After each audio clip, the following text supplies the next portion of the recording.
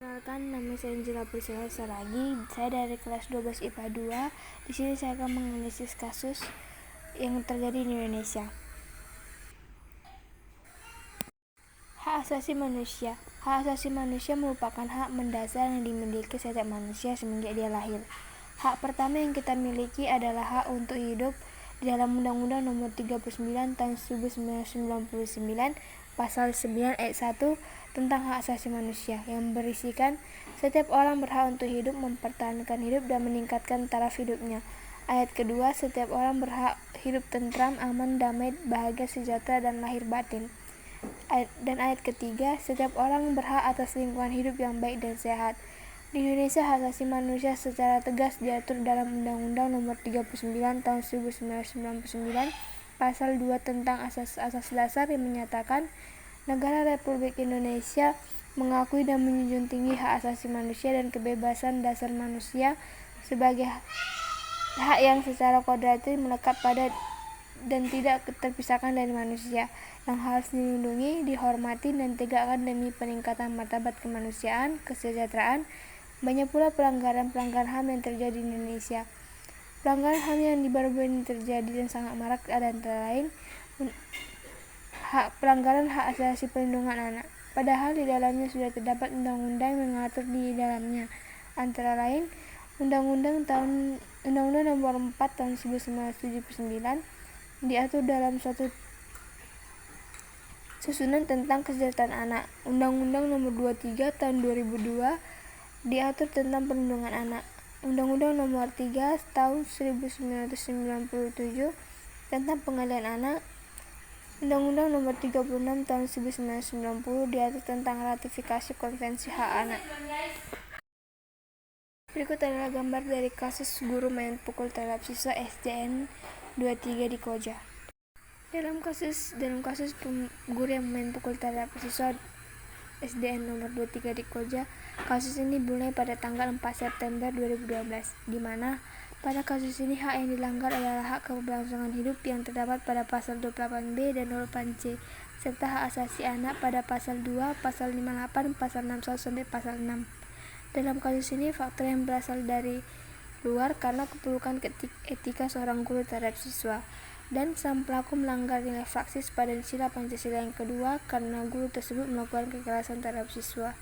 Kasus ini juga melakukan pengingkaran kewajiban ikut serta pertahanan dan keamanan negara karena kasus ini berupa suatu kekerasan terhadap siswa SDN 23 di Koja, di mana karena kasus ini dia merasa karena dia tidak ingin ke sekolah karena takut akan guru tersebut. Menurut saya, melihat dari penjelasan di atas, hendaknya aparat penegak hukum lebih jeli dan teliti lagi dalam perlindungan hak asasi manusia, khususnya pelanggaran hak asasi terhadap anak, yang mana seorang anak harus mendapat pendidikan yang layak untuk perkembangan hidupnya. Dan juga kepada guru seharusnya membimbing murid untuk membentuk mereka menjadi manusia seutuhnya yang berjiwa Pancasila. Dan juga guru hendak menerapkan etika sebagai seorang guru.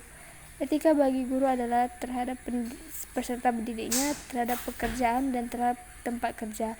Etika tersebut wajib dimiliki seorang guru untuk mendapatkan proses belajar mengajar yang baik.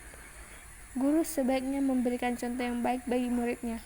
Keteladanan seorang guru adalah perwujudan realisasi kegiatan belajar mengajar dan menanamkan sikap kepercayaan kepada murid. Guru yang berpenampilan baik dan sopan akan mempengaruhi sikap murid, demikian juga sebaliknya. Selain itu, di dalam memberikan contoh kepada murid, guru harus bisa mempengaruhi dan mengendalikan muridnya. Perilaku dan pribadi guru menjadi bagian yang ampuh untuk mengubah perilaku murid. Guru hendaknya menghargai potensi yang ada dalam keberagaman murid. Seorang guru dalam mendidik seharusnya tidak hanya mengutamakan ilmu pengetahuan atau perkembangan intelektual saja, namun juga memperhatikan perkembangan pribadi anak didiknya, baik perkembangan jasmani atau rohani. Etika guru yang berikutnya adalah profesional terhadap pekerjaan. Sebagai seorang guru adalah pekerjaan yang mulia. Guru harus melayani masyarakat di bidang pendidikan secara profesional. Supaya bisa memberikan layanan yang memuaskan pada masyarakat, maka guru harus menyesuaikan kemampuan serta pengetahuannya dengan keinginan dan permintaan masyarakat. Yang berikutnya adalah profesional terhadap tempat kerja. Suasana yang baik di tempat kerja bisa meningkatkan produktivitas. Kinerja guru yang tidak optimal bisa disebabkan oleh lingkungan kerja yang tidak memberikan jaminan pemenuhan tugas dan kewajiban guru secara optimal. Pendekatan pembelajaran kontekstual bisa menjadi pemikiran baru bagi guru supaya lebih kreatif. Strategi belajar yang membantu guru adalah mengaitkan materi pelajaran dengan situasi yang mendorong murid mengaitkan pengetahuan yang sudah dimiliki dengan penerapan dalam kehidupan sehari-hari. Sikap profesional guru pada tempat kerja adalah dengan cara menciptakan hubungan yang harmonis di lingkungan tempat kerja dan di lingkungan. Etika seorang guru harus dimiliki